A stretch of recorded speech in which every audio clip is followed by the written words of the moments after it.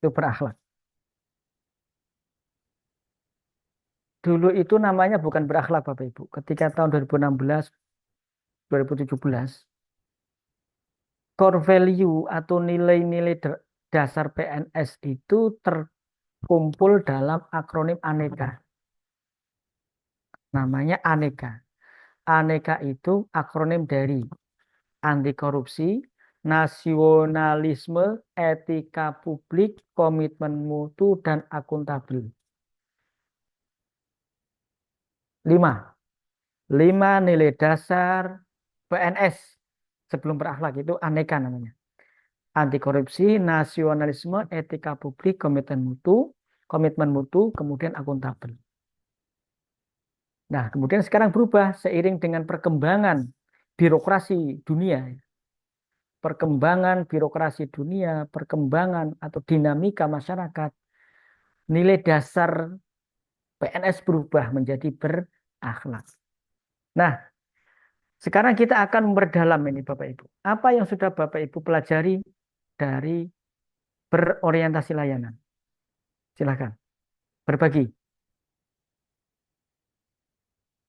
Apa yang sudah Bapak Ibu pelajari dari berorientasi layanan?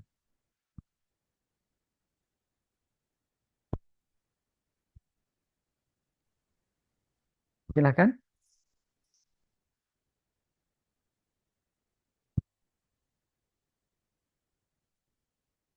Bumilatul. Berkomitmen memberikan hal yang prima kepada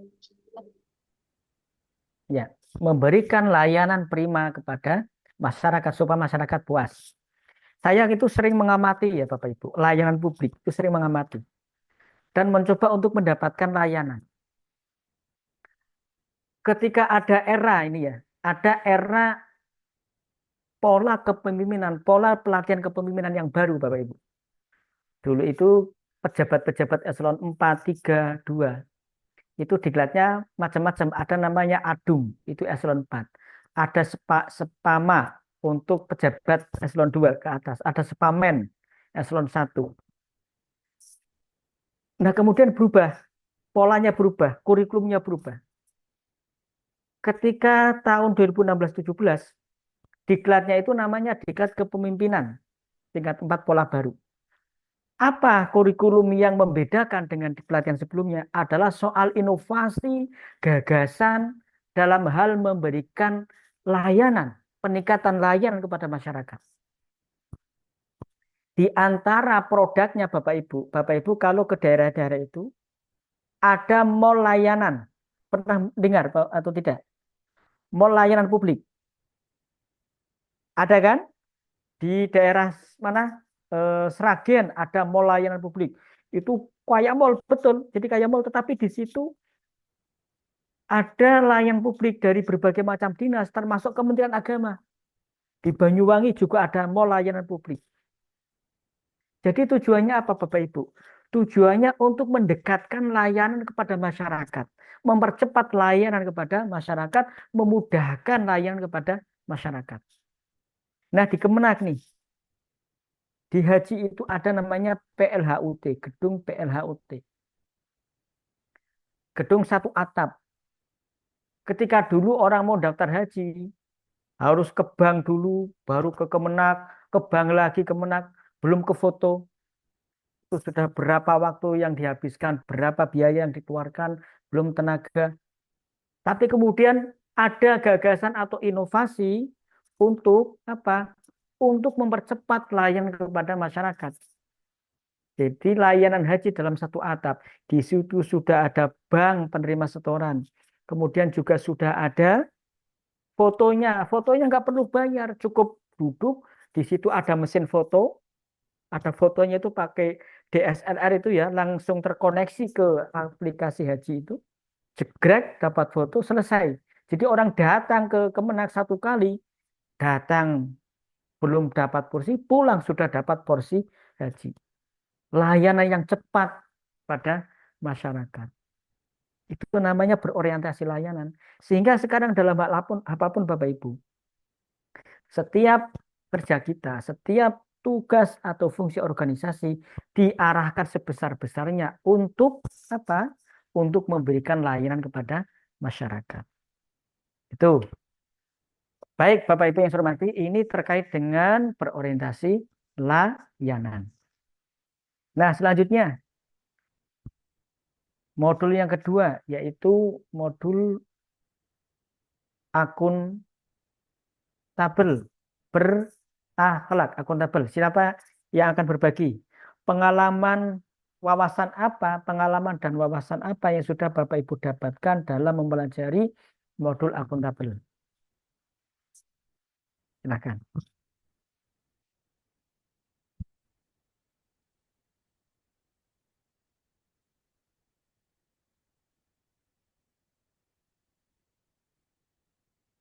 Akuntabel. Silakan. Ya, Pak Muhammad Izul Haq, silakan, Pak Izul.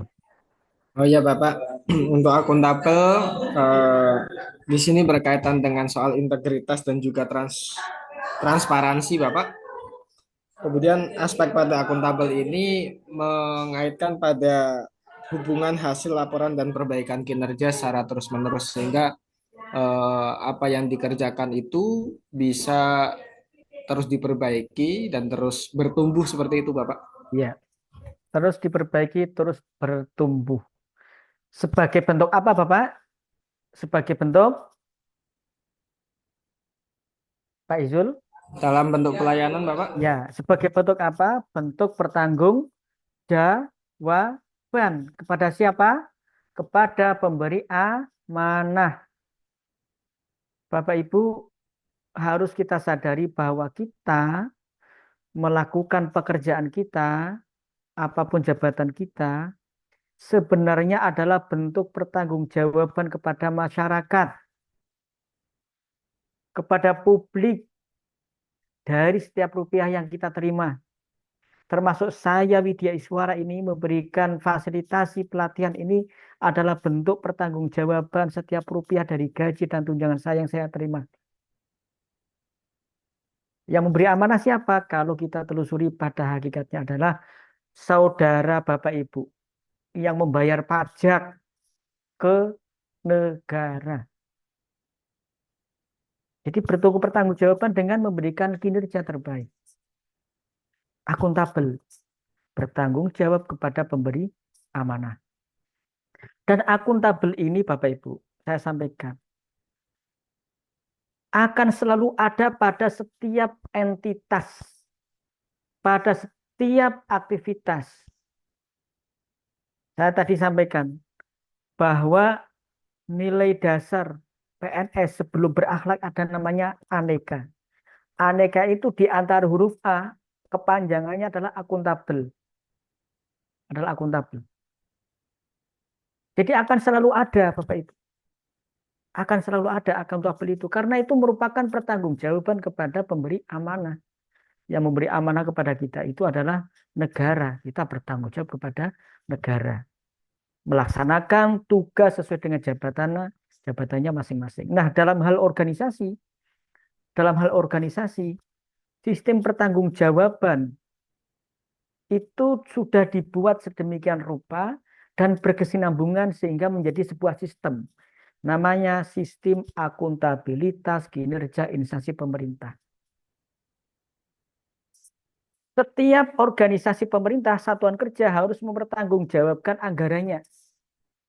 Baik tanggung jawab keuangan maupun kinerja. Kinerja itu artinya hasil kerja.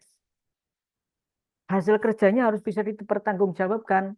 Contoh, Bapak Ibu yang ada di madrasah mendapat anggaran dari APBN sekian miliar. Secara keuangan harus dipertanggungjawabkan.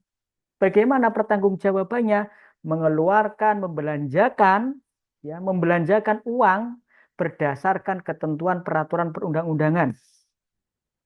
Di dalam keuangan itu ada namanya akun-akun yang tidak boleh asal membelanjakan. Contoh, ada namanya akun belanja pegawai, ya. Ada namanya belanja pegawai. Nah, akun belanja pegawai tidak bisa digunakan untuk belanja barang. Ada akun belanja barang, tidak boleh digunakan untuk belanja modal. Ada akun belanja modal, tidak boleh digunakan untuk belanja pegawai. Kalau belanja pegawai itu akunnya 51, barang 52, modal 53. Tidak boleh asal belanja itu tidak boleh. Kalau dalam membelanjakannya salah akun, akan terjadi temuan. Temuan ketidakpatuhan terhadap peraturan. Jadi tidak mudah. Tidak mudah Bapak Ibu. Itu baru dari sisi keuangan. Belum nanti masuk ke sisi kinerjanya, hasil kerjanya. Kalau guru, hasil kerjanya misalnya nih, bisa diukur dari hasil belajar siswa. Tingkat partisipasi, kalau madrasah, tingkat partisipasi siswa. Guru bisa di hasil kerjanya bisa dilihat dari misalnya modul ajar, membuat RPP, membuat karya tulis, membuat buku guru. Dulu ada yang namanya buku guru ya. Kalau penghulu misalnya bentuk pertanggungjawaban kinerjanya, kinerjanya memfasilitasi proses perkawinan, pernikahan. Kalau penyuluh memberikan penyuluhan di jamaah tertentu, itu bentuk akuntabilitas. Oke, berikutnya kompeten. Apa yang sudah Bapak Ibu pelajari dari kompeten?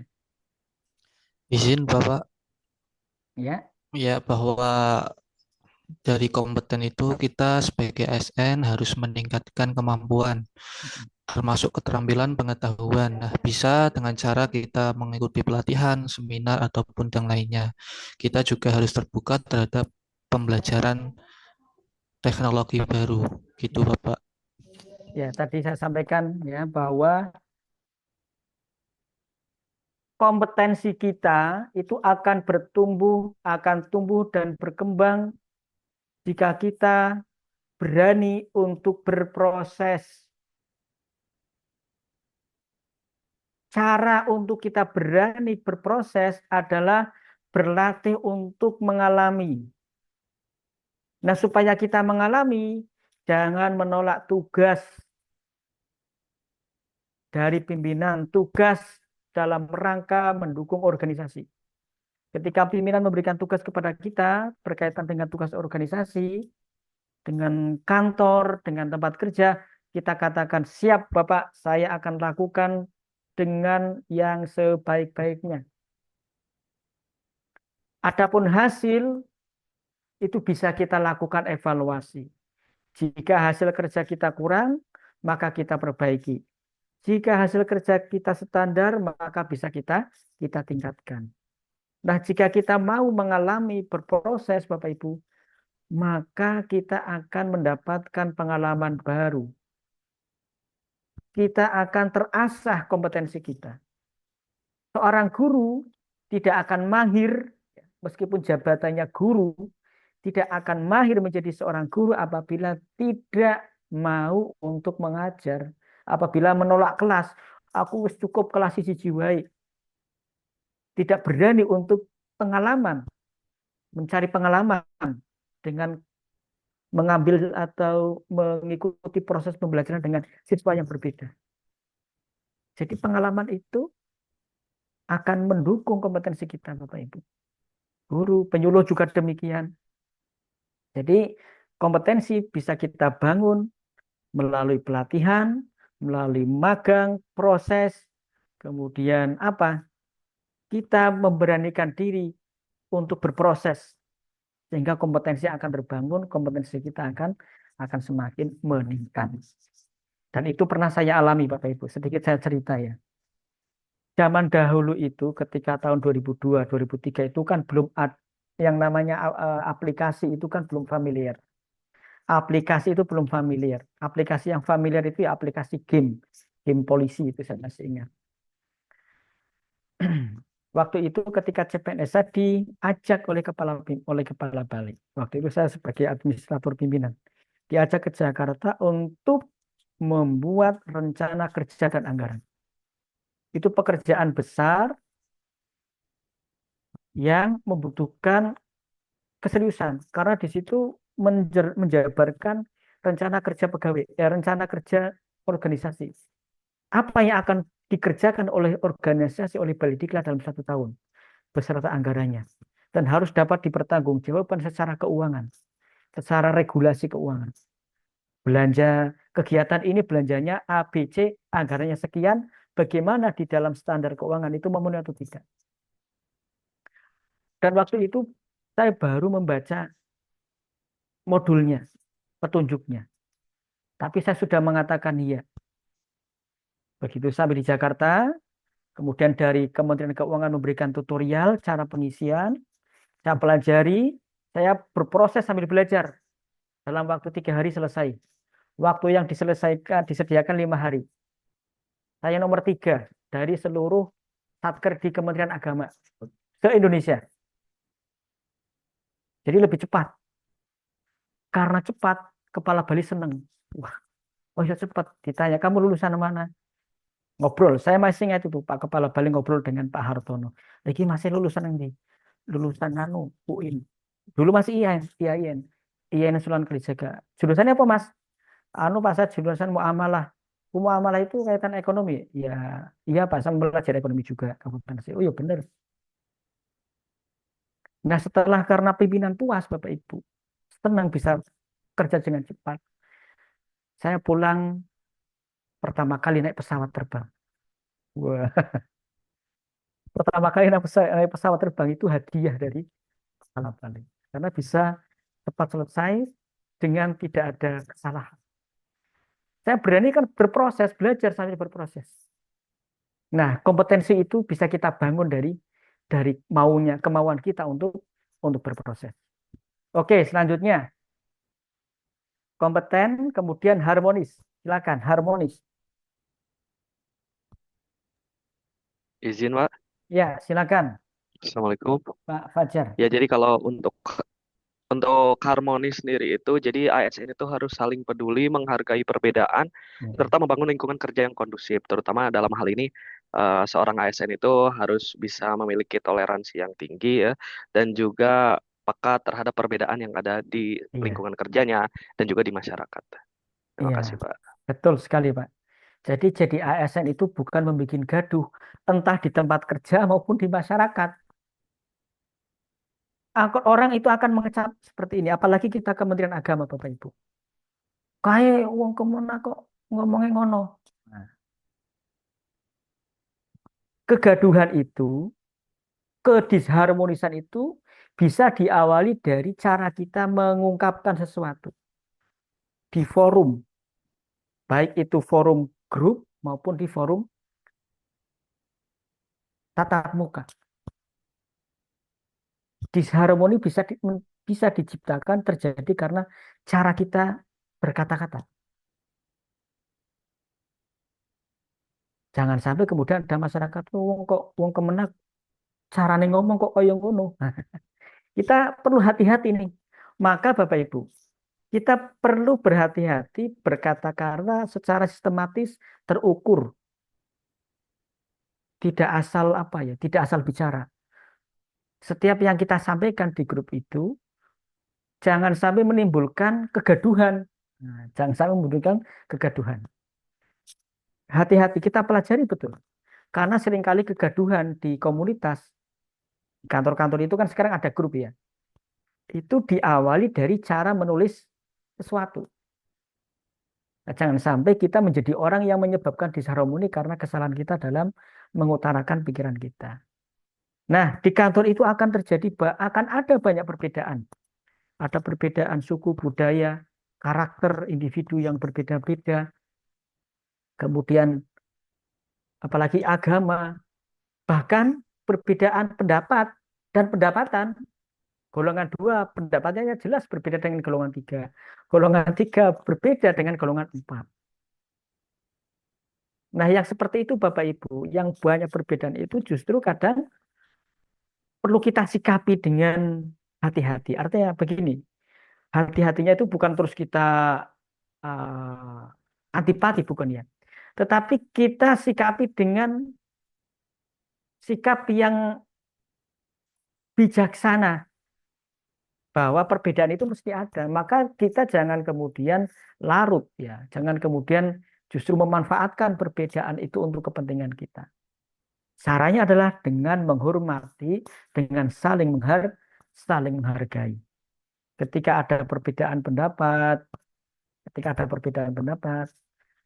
mestinya perlu ada komunikasi, komunikasi yang baik, yang santun. Tidak kemudian jangan sampai ada beberapa kejadian ya di instansi pemerintah itu debat itu sampai gebrak-gebrakan meja. Ya. Kalau kita lihat di video-video itu, bahkan sampai antara atasan dengan bawahan itu sampai adu kekerasan itu kan ya sangat ironis ya. Instansi pemerintah adanya perbedaan kok sampai terjadi kekerasan fisik itu kan ironis. Harusnya tidak. Maka kita ciptakan harmoni di tempat kerja kita. Bapak Ibu sebagai ASN menjadi bagian dari solusi jika ada konflik, baik itu di tempat kerja maupun di lingkungan masyarakat. Kita menjadi bagian orang yang menciptakan harmoni dimanapun kita berada. Selanjutnya, berakhlak, harmoni berarti loyal. Silakan. Izin Bapak. Ya, silakan loyal. Loyal artinya sebagai ASN kita mesti setia terhadap Pancasila, kemudian Undang-Undang 1945, NKRI, serta pemerintahan yang sah, Ya. serta mendukung program pemerintah dengan integritas. Seperti itu. Iya, dan itu merupakan kewajiban kita. Tidak ada celah ya, tidak ada celah untuk kita melakukan sesuatu yang bertentangan dengan nilai-nilai tadi, bertentangan dengan NKRI, Pancasila, regulasi. Nggak ada celah bagi kita. Kita sudah diikat oleh regulasi, oleh undang-undang ASN, yaitu undang-undang nomor berapa Bapak Ibu?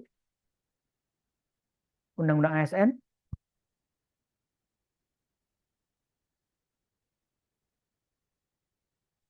Halo? Nomor berapa? 20 tahun Undang-Undang Nomor 5 tahun 2014. Ya, Undang-Undang Nomor 5 tahun 2014 telah diperbarui dengan Undang-Undang Nomor 20 tahun 2023. Nah, kita ada di mana Bapak Ibu? Bagian loyal ini. Kita ada di tugas ASN, yaitu pasal 10-11. Tugas kita apa? 1. Pelaksana kebijakan publik yang dibuat oleh pejabat pembina kepegawaian. Siapa pejabat pembina kepegawaian tertinggi? Yaitu Presiden. Di bawahnya ada menteri, ada pejabat eselon 1, 2, 3. Jika beliau-beliau telah membuat sebuah kebijakan, maka mau tidak mau, suka tidak suka, kita wajib hukumnya untuk melaksanakan. Unconditional ya, unconditional, tanpa syarat. Kita wajib melaksanakan. Bagaimana Bapak Ibu menandatangani surat itu, bersedia gitu ya. Kita wajib melaksanakan. Yang kedua, pelayanan publik. Memberikan layanan sebaik-baiknya kepada publik. Kemudian yang ketiga, perekat dan pemersatu bangsa. Nah, ini relevansinya dengan loyal tadi. Loyal terhadap peraturan yang berlaku, Undang-Undang Pancasila NKRI. Untuk mewujudkan persatuan dan kesatuan bangsa, merekatkan kebangsaan. Jangan sampai kemudian ada ASN yang melakukan tindakan Bapak Ibu? Keluar dari ideologi. Maka tidak heran ketika beberapa waktu yang lalu banyak ASN yang diberhentikan tidak dengan hormat, tidak atas permintaan sendiri. Itu adalah hukuman terberat. Sebab apa?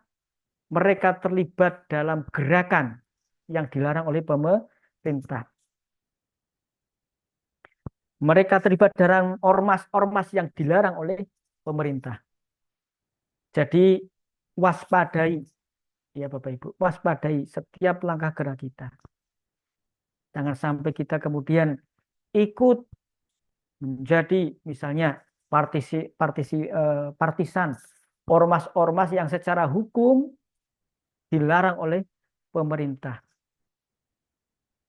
Banyak sudah ASN di Kementerian Agama bahkan yang diberhentikan tidak dengan hormat, tidak atas permintaan sendiri karena terlibat tidak loyal terhadap NKRI, tidak loyal terhadap Pancasila, tidak loyal terhadap peraturan yang berlaku. Nah, kita jaga loyalitas kita sebagai ASN terhadap apa? Peraturan perundang-undangan, Pancasila, NKRI, dan menjaga nama baik bangsa negara kita, tempat kita bekerja. Berikutnya, adaptif. Silakan, apa yang Bapak Ibu dapatkan dari adaptif, modul adaptif.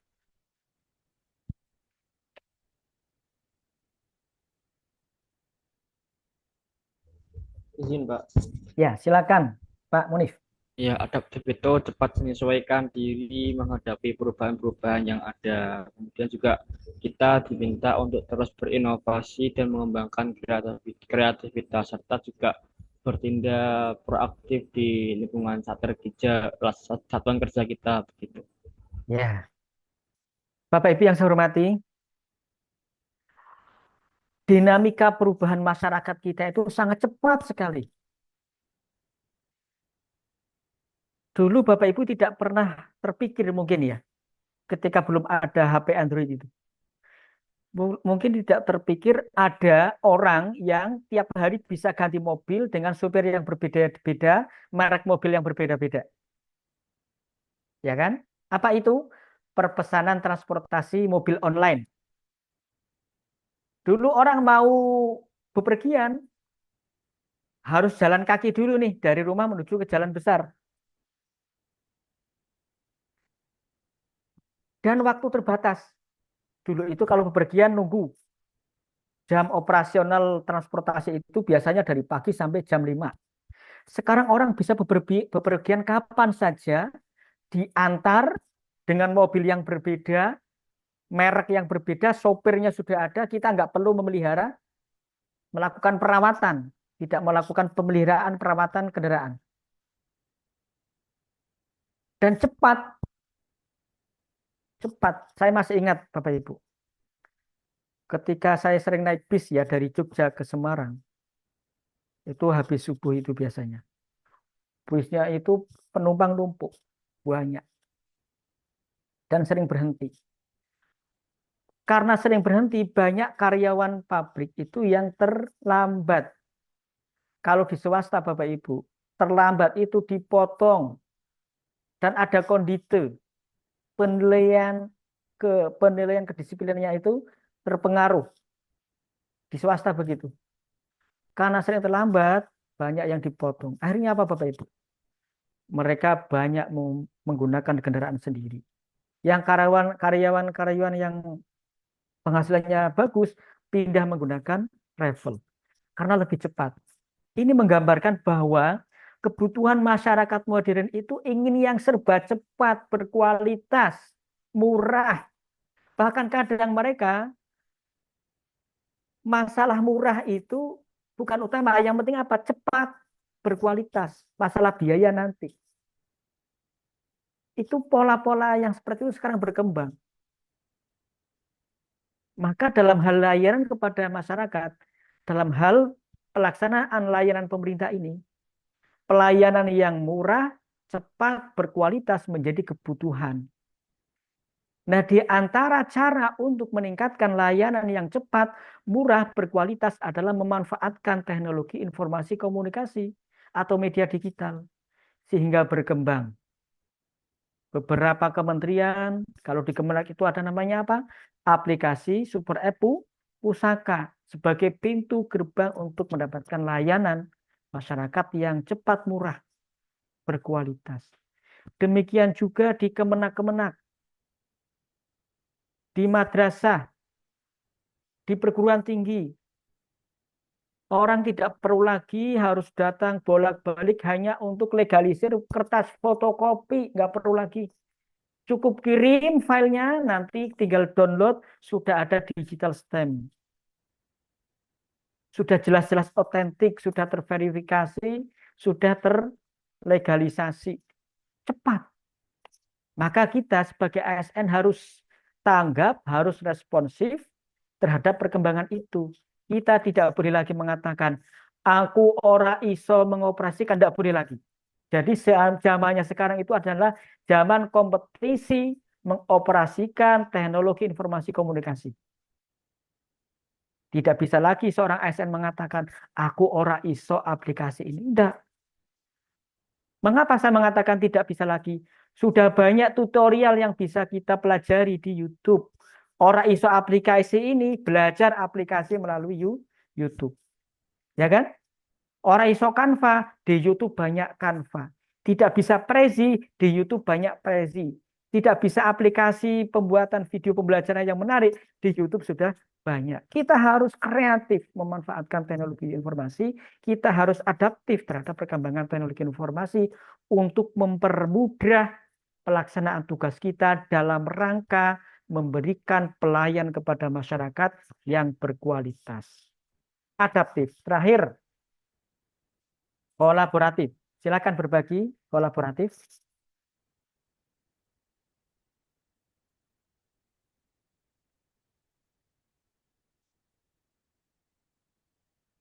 Ya, kolaboratif. Siapa yang akan berbagi apa yang sudah didapat dari pengalaman wawasan, apa yang sudah didapat dari modul kolaboratif. Silakan. Izin Pak, Ya. untuk Ya. kolaboratif sendiri, yaitu adalah sikap mau bekerja sama dan bersinergi dengan semua pihak demi pelayanan publik yang lebih efektif, efisien, dan bermanfaat bagi masyarakat. Ya, baik. Kesediaan untuk bekerja sama demi pelayanan publik yang efisien dan bermanfaat. Nah, Pak Faiz sebagai apa jabatannya? Sebagai penghulu, Pak. Penghulu. Penghulu. Ada yang Iya. guru? Ada yang guru, Bapak Ibu? Ada, Nah, Pak. Ada. Nah, sekarang penghulu nih. Di penghulu kolaboratif itu sangat penting sekali. Permasalahan dalam keluarga, permasalahan dalam pernikahan, misal apa Bapak Ibu? Pernikahan di sini. Kemudian maraknya isbatun nikah. Kemudian apa? Apalagi? Dispensasi nikah. Itu disebabkan karena adanya perilaku-perilaku yang tidak seharusnya ada. Dan ini merupakan tantangan bagi penghulu. Apakah penghulu bisa mengatasi hal ini secara individu? Tidak bisa. Maka diperlukan kerjasama lintas sektoral. Dengan siapa? Misalnya dengan dinas sosial, dengan sekolah atau madrasah untuk memberikan wawasan tentang bahaya nikah dini, dengan komisi perlindungan anak, dengan pihak-pihak yang memiliki konsen ya terhadap isu-isu itu. Para penghulu harus menyediakan diri, harus mampu berkolaborasi dengan stakeholder, dengan pihak-pihak lain untuk mengatasi isu-isu tadi. Nah, sekarang guru. Ibu masih ingat kurikulum 2013? Bu Ya, Ratna? Ya? Masih ingat? Ya masih ingat soalnya Masih ingat. pas saya SMA. Ya, pasnya SMA. Baik. Kurikulum 2013 itu ada berapa kecakapan abad 21, Pak Fajar? Ada berapa kecakapan yang harus dimiliki oleh peserta didik di era 21? Lupa Ada- lagi. Lupa lagi. Ada yang masih ingat? Ada berapa kecakapan?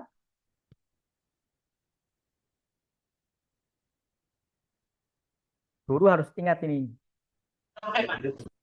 Ada berapa, Bu Reza? Ada 4, Pak. 4. Coba sebutkan, Bu Reza. Kreativitas, Ya. kolaborasi, Ya. eh, Lah, kok gue. Pertama, critical thinking, ya. Creative thinking. komunikatif dan kolaboratif. Jadi kolaboratif ini merupakan salah satu dari kecakapan abad 21. Artinya saat ini kita masuk di abad 21. Kita perlu memiliki kecakapan itu. Kecakapan untuk apa? Berkolaborasi, membangun sinergi dengan pihak lain.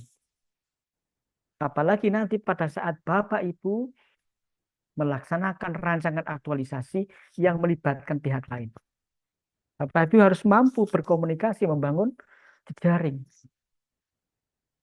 Dan dalam tingkat organisasi ya, baik di madrasah maupun di KUA, kolaborasi itu penting sekali untuk mensukseskan program.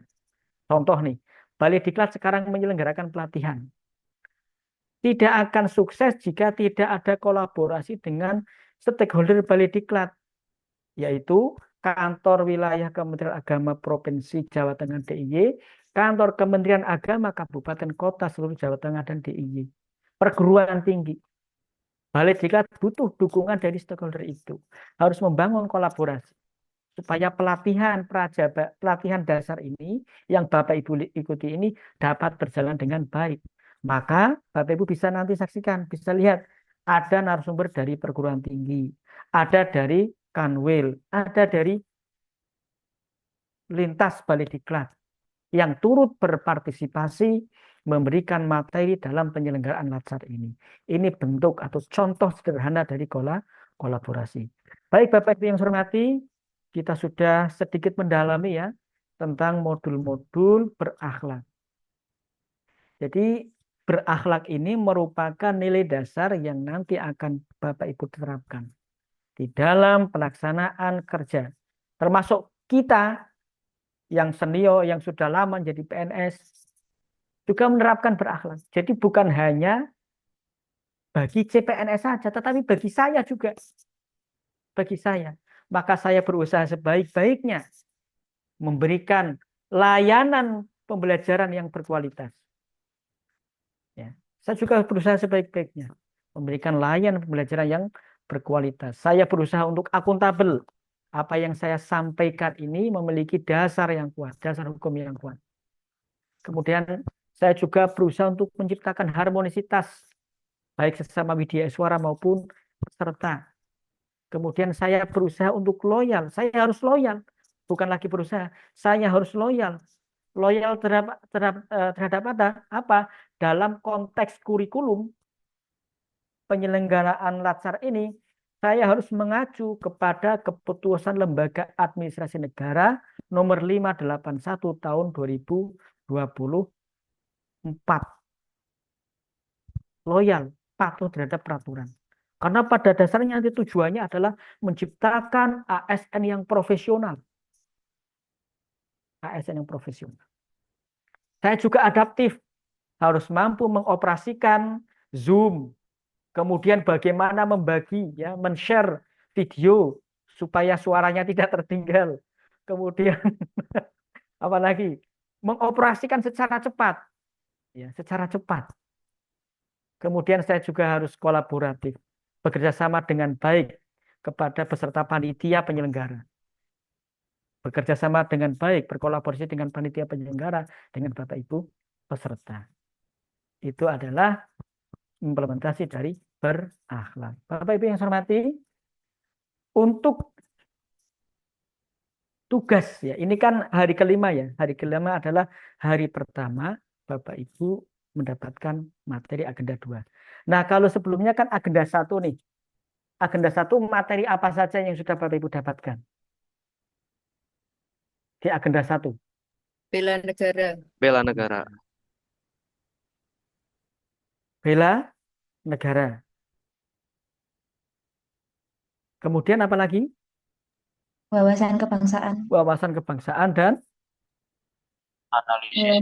Isu kontemporer. AIK, analisis isu kontemporer. Ya, dari materi itu, wawasan kebangsaan dan analisis isu kontemporer, bahwa di dalam wawasan kebangsaan itu Bapak Ibu diajak untuk kembali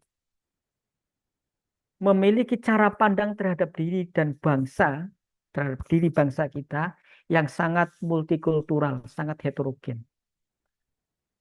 Artinya bahwa Bapak Ibu sebagai ASN dalam memberikan layanan kepada publik, kepada masyarakat, supaya adil, tidak membeda-bedakan.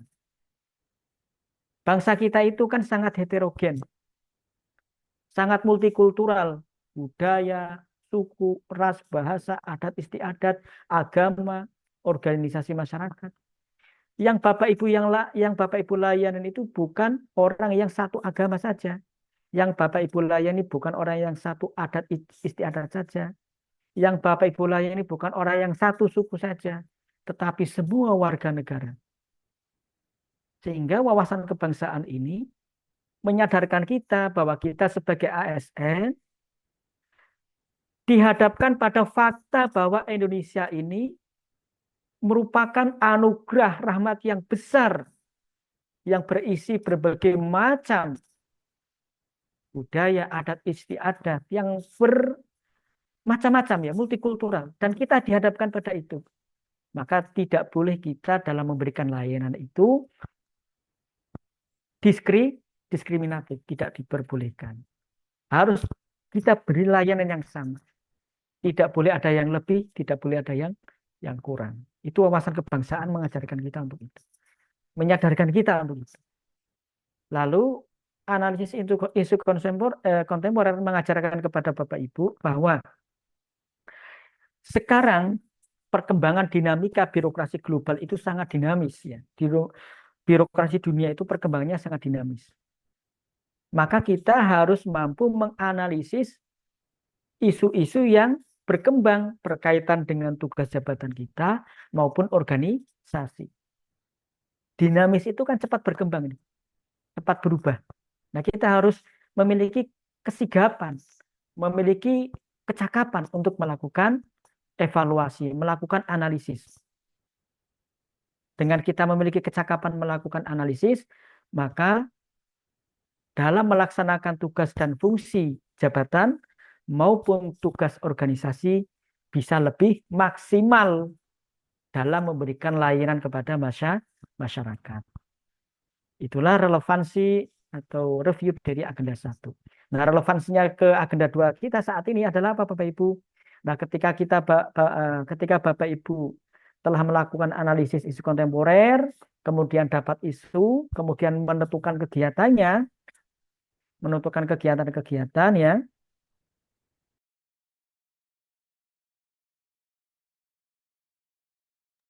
Setelah menentukan kegiatan-kegiatannya, lalu dalam melaksanakan kegiatan itu juga perlu mengimplementasikan berakhlak. Di setiap melakukan kegiatan, mengimplementasikan berakhlak, berorientasi layanan, akuntabel, komitmen, kompeten, harmonis, loyal, adaptif, dan kolaboratif. Ini jadi materi agenda 1 dan agenda 2 itu berkaitan. Ya, Bapak Ibu yang saya hormati, setelah Bapak Ibu sinkronus saat ini, nanti Bapak Ibu akan melakukan asinkronus. Apa yang Bapak Ibu lakukan asinkronus? Yaitu mengerjakan tugas individu dan tugas kelompok. Akan saya share, akan saya bagikan di chat, silakan diunduh. Tugas individu 1 sampai 3 dan tugas kelompok 1 sampai 3. Hari ini adalah hari kelima. Di hari kelima ada tugas individu hari kelima dan tugas kelompok hari kelima. Hari ke-6 juga ada tugas individu hari ke-6 dan tugas kelompok hari ke-6. Hari ke-7 ada tugas individu 3 hari ke-7 dan tugas kelompok 3 hari ke-7. Nah, untuk tugas kelompok, nanti setiap kelompok dibagi menjadi 2 sub. Kelompok 3 dibagi menjadi 3A dan 3B. Kelompok 4 dibagi menjadi 4A dan 4B. Sampai di sini paham ya? 3A, 3B mengerjakan tugas kelompok. 4A, 4B mengerjakan tugas kelompok. Semua tugas kelompok dikerjakan subkelompok. Baik tugas kelompok 1, tugas kelompok 2 maupun tugas kelompok 3. Jadi nanti Untuk tugas kelompok 1 ada hasil karya kelompok 3A, 3B, dan 4A, 4B, dan seterusnya. Tugas kelompok 3 ada 3A, 3B, 4A, 4B. Nah, kemudian untuk tugas individu dikerjakan secara individu. Instruksinya sudah jelas, ada di dalam lembar tugas. Silakan diunduh. Khusus untuk tugas individu yang kelima dan tugas kelompok yang kelima, hari kelima, tugas individu 1 dan tugas kelompok 1 ya hari ini, hari kelima ini, Bapak Ibu boleh dikumpulkan besok jam 12 siang. Kalau di instruksinya nanti malam. Di instruksinya itu nanti malam jam 23.59. Nah, karena ini sudah sore, kita beri waktu Bapak Ibu boleh dikumpulkan besok siang jam 12.00. Bisa dipahami ya Bapak Ibu ya? Oke, silakan diunduh.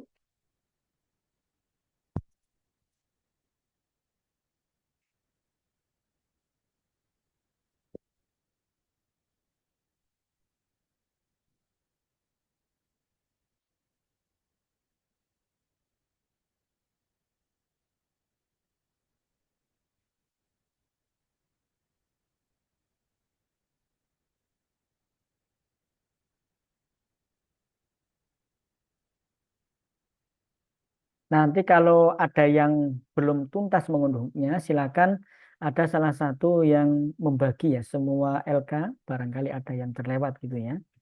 Jadi ada 3 tugas individu dan 3 tugas kelompok. Baik, sudah atau ada yang belum Bapak Ibu?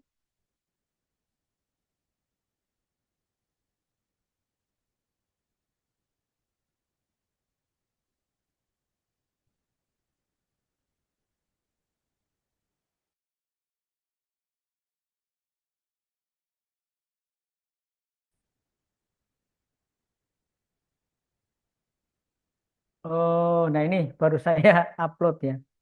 Silakan diunduh. Kok tidak ada yang ngomong ya? Mana Pak tugasnya gitu loh, mana kabeh loh.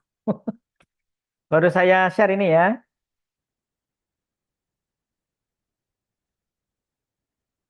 Sudah terlihat Bapak Ibu di chat?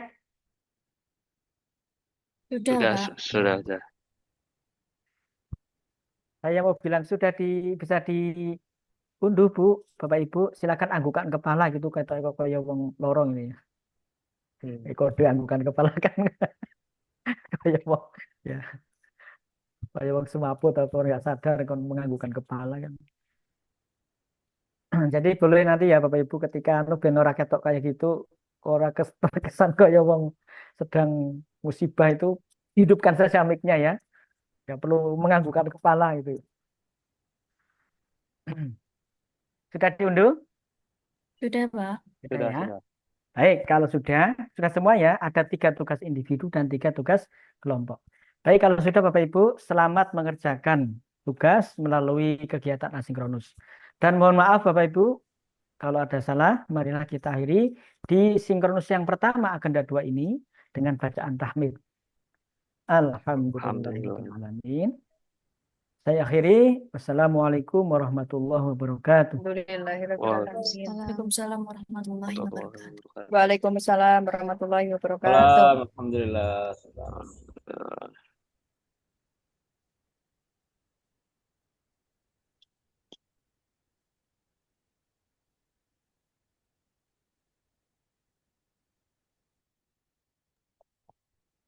Terima kasih Pak. Makasih.